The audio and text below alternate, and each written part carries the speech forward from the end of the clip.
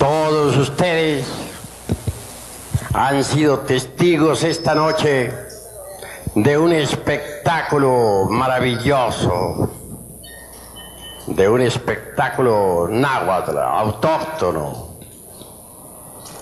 Ciertamente, la sabiduría antigua de Anáhuac es formidable. En este arte de naturaleza realmente objetiva, es claro que el arte se haya asociado a la ciencia y a la religión en su forma más pura. En tiempos de la antigua cultura de mayas, zapotecas, toltecas, etcétera, nunca estuvo el arte divorciado de la religión y de la ciencia y de la filosofía. Por medio del arte se llega directamente a la conciencia. Por medio del arte se instruye al cerebro emocional, y eso es grandioso. En los templos de la antigua Grecia, en el Eleusis, el arte también se hallaba asociado a la religión, a la filosofía y a la ciencia. En la antigua Babilonia, el arte era eminentemente místico, profundamente filosófico y también científico. En los templos de la antigüedad, el arte nunca fue subjetivo. En la Babilonia, en la gran Babilonia que floreció en otras edades, existió el teatro, y entonces se instruía los tres cerebros del ser humano: el intelectual, el emocional y el motor. Bien sabemos nosotros que la ley del eterno Hepta Paraparchinoc, es decir, la ley del 7, gobierna todo lo creado. Así que nunca faltaba en las esculturas de la antigua Babilonia, ni en los monolitos y esculturas de este México milenario, la sabiduría artística basada en el número 7. Si alguna vez alguna pieza artística, por incongruencia, resulta con algo diferente, que fácilmente puede ser confundida con algún deterioro ocasionado por el tiempo, se debe ello precisamente al hecho de querer llamar la atención sobre la ley sagrada Hepta Paraparchinoc. En México antiguo, glorioso, se hablaba por medio de la danza sagrada, se hablaba por medio de la palabra, y se hablaba también a través de ciertos signos científicos. En la Babilonia, la música, la danza, la filosofía, la ciencia se expresaban vivamente en el teatro. A través del centro motor, por medio de la danza, se instruía a este cerebro. A través del centro emocional, fluía pues la emoción más pura, y a través del centro intelectual se concebían ideas trascendentes y trascendentales. Se instruía Se instruía al centro intelectual, se instruía al centro emocional y se instruía al centro motor. Se usaba la danza, se usaba la palabra que iluminaba, se usaba la mística religiosa. Y los tres cerebros del ser humano, intelectual, emocional, motor, recibían instrucción. Vienen a mi memoria las danzas de Egipto, de Samotracia, de Grecia, de India, de Persia, y también estas danzas extraordinarias y maravillosas de nuestros antepasados aztecas. Amigos, la sabiduría que floreció en el México antiguo es la misma de Egipto. Es la misma de la India milenaria, la tierra sagrada de los Vedas. Es la misma de Samotracia, de Troya, de Roma, de Cartago. Quienes piensan ignorantemente que nuestros antepasados de Anáhuac adoraban ídolos están totalmente equivocados, porque México tiene una cultura extraordinaria y maravillosa que deviene de los más antiguos tiempos. Bien podría haber México conquistado Europa para enseñarle una doctrina solar, para llevarla a un nivel de más alta civilización.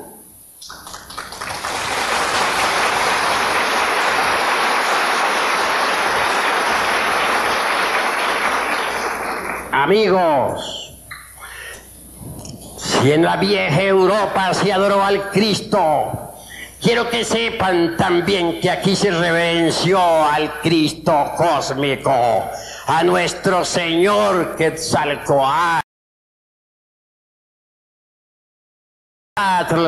un ídolo, como presumen de ello muchos supercivilizados ignorantes.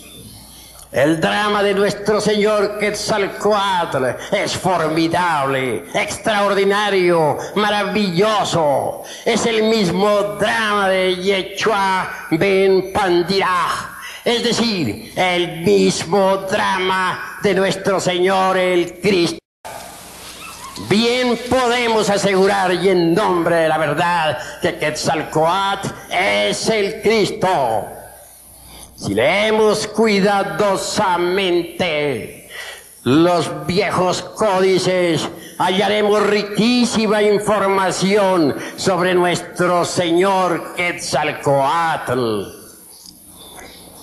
Vivía él, se dice, en una casa espléndida, en una ciudad maravillosa, viva representación divinal del paraíso terrenal.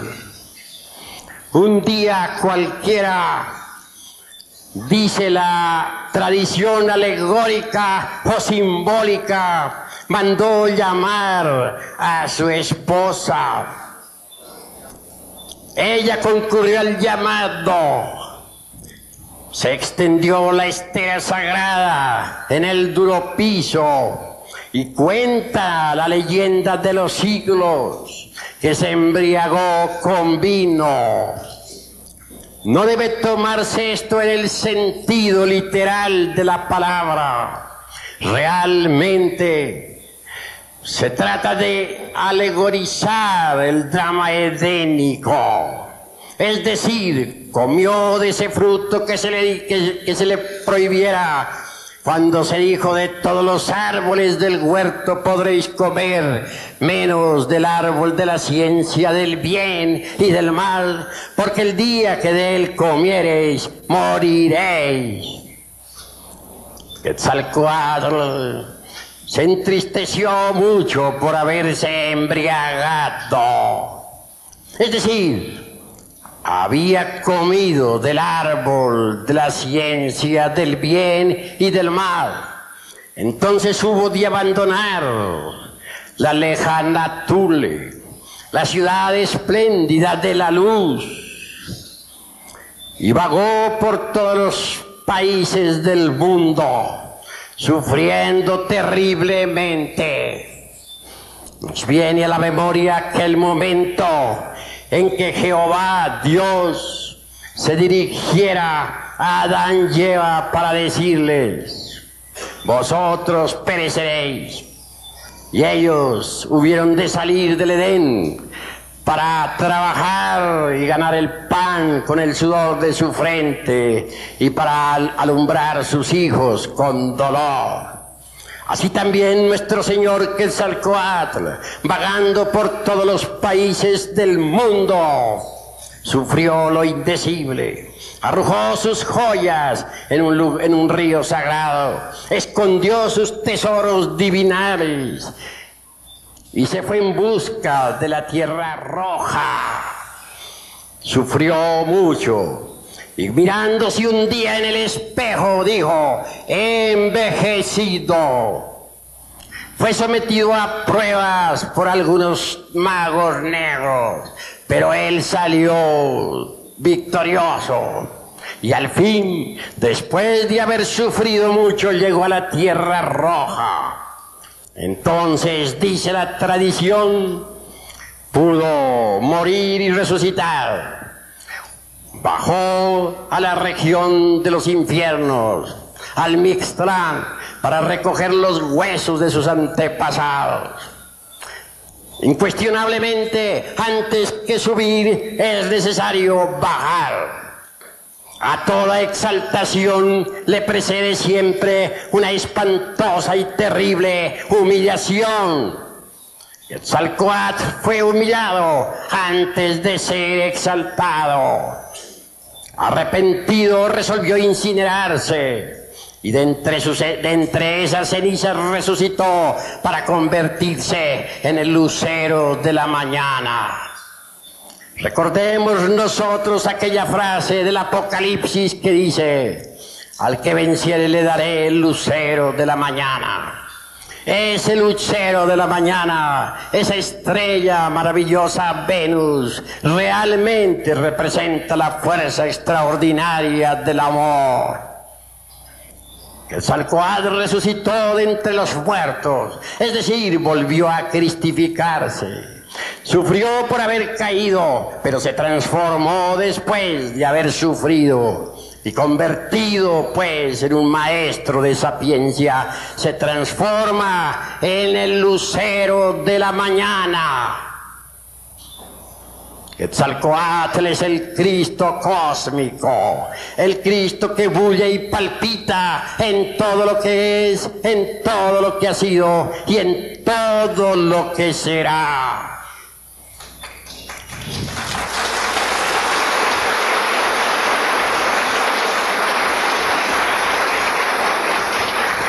En todas las ciudades de los distintos reinos de este antiguo México se rendía culto a nuestro Señor Quetzalcóatl. Y si nosotros visitamos Yucatán, hallaremos en algunas piedras todavía la historia de la vida, muerte y resurrección de nuestro Señor Quetzalcóatl. Eso se debe a que los antiguos náhuatl, los antiguos mexicanos, eran verdaderamente guerreros y sabios. Conquistaron otras tierras, se expandieron hacia el sur, llegaron a Yucatán, impusieron su doctrina en todos los lugares centroamericanos. Ni siquiera los mayas pudieron rechazar el grandioso culto al Cristo cósmico, a nuestro Señor Quetzalcóatl. Incuestionablemente, la religión náhuatl, y lo mismo que la maya y la tolteca, están impregnadas de tremenda sabiduría divinal. Quienes supongan, por ejemplo, que los dioses de Anáhuac o los dioses toltecas o zapotecas eran meramente ídolos, se hallan perfectamente equivocados. En nombre de la verdad diremos que los dioses de la antigua Tenochtitlán no fueron jamás ídolos. Los náhuatl no eran tan ignorantes como suponen los extranjeros que vinieron de Europa, como para adorar ídolos. En realidad, de verdad, que en la gran Tenochtitlán y pueblos adyacentes se rindió siempre culto a los ángeles, a los Elohim, a los Prajapatis. Quienes piensen que los dioses de Anáhuac eran simplemente ídolos están totalmente equivocados. Los dioses de Anáhuac son los mismos ángeles del cristianismo, los mismos Elohim de los hebreos, los mismos Prajapatis del Indostán. Por ejemplo, el Señor del Viento, aquel Dios maravilloso que tanto fue adorado en los pueblos antiguos, no era simplemente un ídolo. Hecatl es el Señor del movimiento cósmico y tiene una escuela. Todavía hace poco tiempo que se realizó en el Yucatán un gran congreso de mayas. Se realizó en un pueblo que ahora no menciono. El dirigente de aquel congreso fue un maya. Sin embargo, este fungía ante el pueblo como simple sacerdote católico. Y se realizó el congreso del Mayaf en pleno atrio de la iglesia. Y fue precisamente allí donde un discípulo de la escuela del gran Hecatl manifestó al alto sacerdote y a todos los grandes iniciados mayas que él quería el gran salto, que su ciencia magnífica relacionada con el movimiento cósmico en modo alguno podría ser entendida por esta humanidad caduca y decadente del siglo XX. Pedía permiso para dar el gran salto, es decir, para meter el cuerpo físico dentro de la cuarta vertical definitivamente y marcharse a otro planeta. Suplicó, se postró en tierra ante todos, lloró. Y la congregación le confirió el permiso. En presencia de todos, metió el cuerpo dentro de la cuarta vertical con procedimientos esotéricos y científicos que la gente está supercivilizada ignora totalmente. Ahora ese gran maestro vive en otro planeta. Lo que estamos diciendo aquí, estoy seguro que en modo alguno podría ser entendido por aquellos que están embotellados dentro de los dogmas científicos y dentro de aquella geometría tridimensional de Euclides. Pero los mayas nada tienen que ver con toda nuestra jerga cientifista.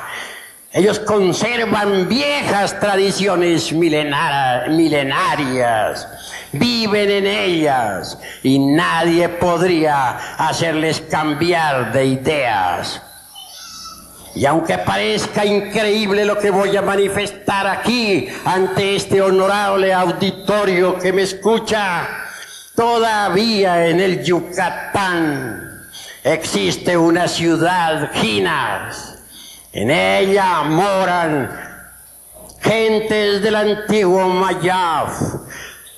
En ella viven conservando aún su ciencia, estudiando sus tablillas siderales, haciendo sus cálculos de tipo matemático. Estamos plenamente seguros de que los famosos supercivilizados de esta época jamás darán con esa gran ciudad del Mayaf. El México antiguo tuvo una cultura que ni remotamente sospechan las gentes de esta época.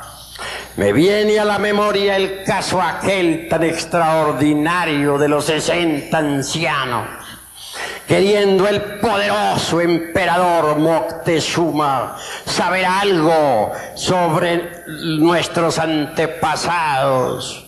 Llamó a su primer ministro diciéndole: quiero saber dónde viven los antepasados del antiguo pueblo de Anáhuac. ¿Dónde está Quetzalcóatl?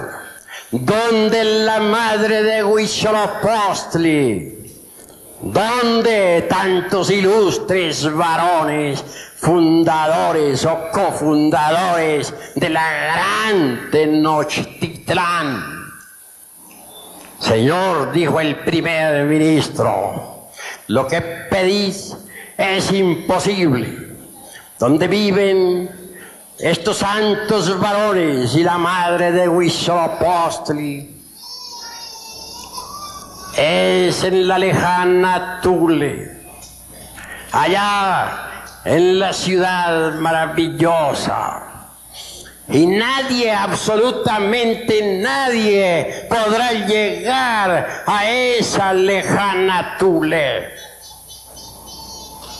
El camino está cerrado y hay por doquiera bestias espantosas, océanos sin fondo y terribles peligros. Solo por medio de encantos extraordinarios podríamos saber algo sobre nuestros antepasados. Voy a consultar, dice el poderoso emperador, al antiguo historiador de este imperio. Y cuentan las tradiciones que se fue entonces a la montaña y encontrándose cara a cara con un viejo eternal milenario, le interrogó: decidme, buen anciano, ¿dónde moran actualmente Quetzalcóatl, la madre de Huitzilopochtli y todos esos santos varones de los antiguos tiempos? Cuenta la leyenda de los siglos que el anciano respondió: poderoso emperador, ellos viven en la lejana Tule. Quisiera llegar allá, dice el gran emperador. Imposible, el camino está cerrado, no es posible. Solo metiendo el cuerpo por medio de encantos extraordinarios dentro de la cuarta vertical podríais llegar a ese lugar. Lo que me ha dicho el primer ministro, responde el poderoso emperador Moctezuma, es verdad, porque el anciano historiador de este gran imperio me lo ha comprobado. Y marchándose, llegó a su palacio. Días después los heraldos convocaban al pueblo. Y convocaban también en forma específica definida a los 60 ancianos. Estos vinieron. El emperador, dirigiéndose a ellos, les dijo: quiero saber dónde viven los dioses de Anáhuac. Quiero saber algo sobre Quetzalcóatl y sobre la madre de Huitzilopochtli y sobre todos esos santos y heroicos varones fundadores de la gran Tenochtitlán.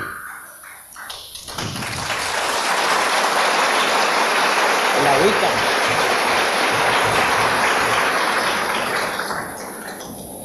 Vosotros, ancianos, tenéis la sapiencia que se necesita.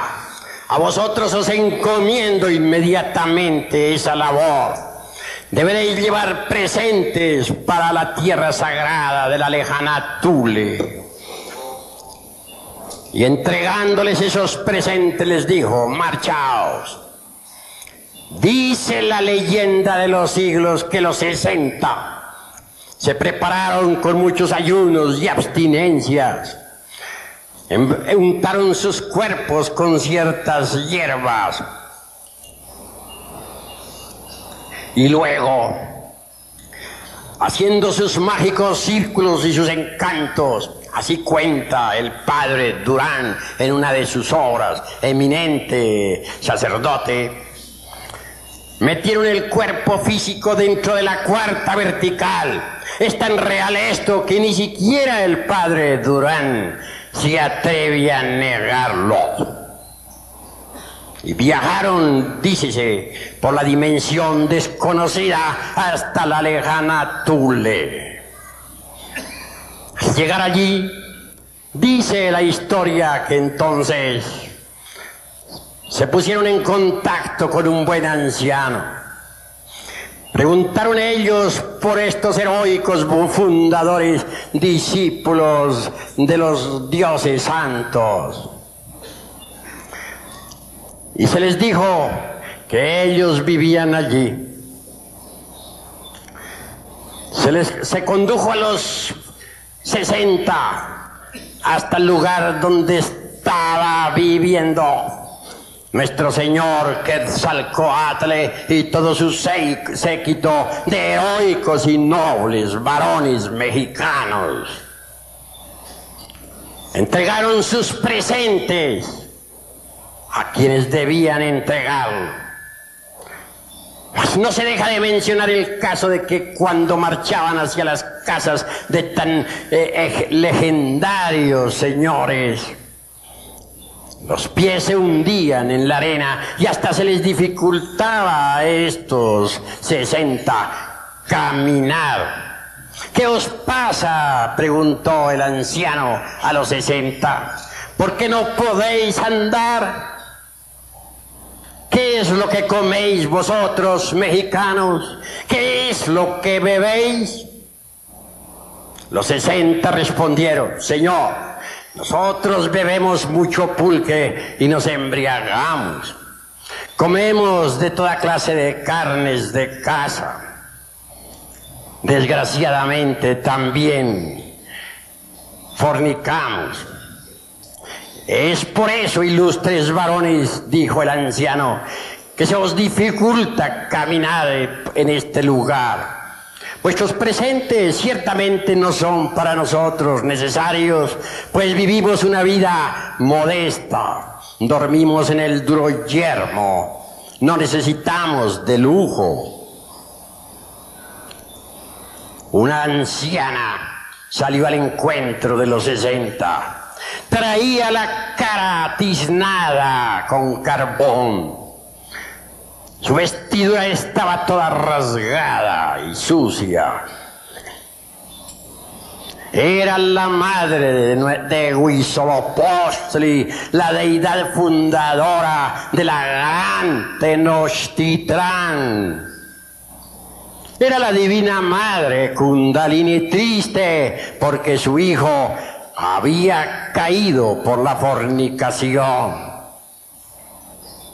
Estoy triste, dijo ella, hasta que mi hijo regrese, es decir, hasta que el Bodhisattva, hablando en lenguaje sánscrito, se eleve, se regenere, suba otra vez del lodo de la tierra.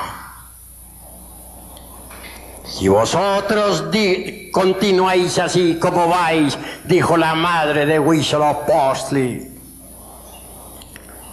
pronto vendrán del otro lado del mar hombres blancos y barbudos que os conquistarán y os destruirán. Se refería claramente ella a los conquistadores de España.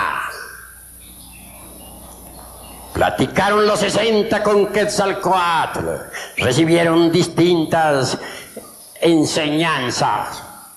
Después de todo, la madre de Huitzilopochtli entregó un braguero, se dice, a los 60, para que ellos a su vez se lo entregaran al poderoso Moctezuma.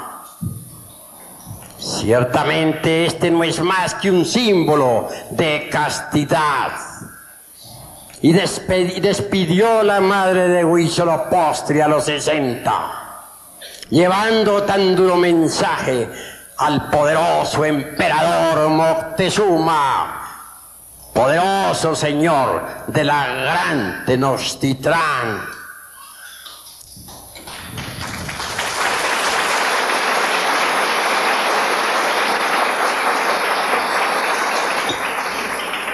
Regresaron los 60 por entre la cuarta vertical, con su cuerpo físico en estado de ginas. Algunos de ellos perecieron durante el trayecto, pero quienes lograron volver a la gran Tenochtitlán entregaron el mensaje al poderoso emperador, y él y su primer ministro lloraron, llenos de dolor. Hablaron al pueblo, convocaron a las multitudes para que dejaran la embriaguez del pulque y para que entraran por el camino de la regeneración. Mas todo era inútil. Ya la poderosa civilización solar, que otra resplandeciera maravillosa en la gran Tenochtitlán y en Teotihuacán y en ciudades adyacentes, había entrado en el proceso descendente, decadente e involutivo. Las civilizaciones nacen, crecen, llegan a su cenit y después entran por el camino decadente hasta su destrucción. Así también un día, por ejemplo, floreció la poderosa civilización romana, la tierra augusta de los Césares.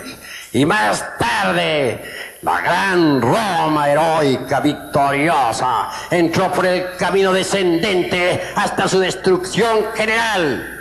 ¿Y qué diremos de esas poderosas civilizaciones de Babilonia la Grande, de Memphis y del Cairo, de la antigua India, de los rishis sagrados y del poderoso Tíbet?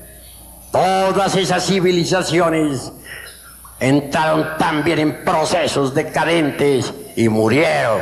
¿Por qué tenía que ser una excepción la poderosísima civilización de la gran Tenochtitlán? Obviamente, los ciclos históricos son así.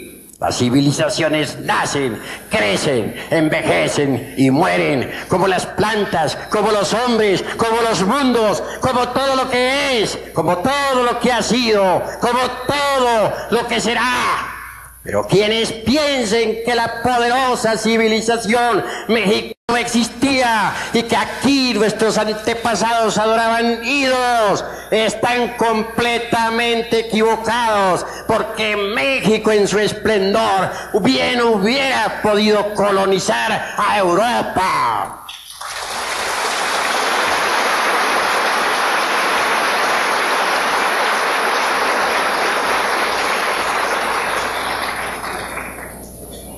Nuestra Asociación Gnóstica de Estudios Antropológicos y Culturales posee tesoros preciosos. Entre ellos tenemos realmente los tesoros del antiguo México. Quiero referirme a los tesoros esotéricos y endotéricos, a los tesoros trascendentales y trascendentes, a la poderosa cultura mística, religiosa y artística de la antigua náhuatl. Invitamos a todos los hombres y mujeres de buena voluntad a conocer todos estos tesoros extraordinarios, a estudiar en verdad la doctrina antigua del México milenario. Amigos, es necesario comprender la hora en que nos encontramos. Los hijos del quinto sol, está dicho claramente por los sabios de Anáhuac, perecerán por el fuego y los terremotos. En estos instantes de crisis mundial y de bancarrota de todos los principios, la tierra tiembla por todas partes. Ora en Europa dando 7.000 muertos, ora en el Perú dando 50.000, ora en la tierra de Managua acabando con la capital de ese país, ora en Venezuela o en Colombia o en la China. Y nadie conoce realmente la raíz de todos esos terremotos. Y es que ahora comienza a cumplirse todo lo que dijeron los sabios que cincelaron la piedra del sol, el calendario azteca, los hijos del quinto sol. Es decir, nosotros pereceremos dentro de muy poco tiempo por el fuego y por los terremotos. Paz, inverencia.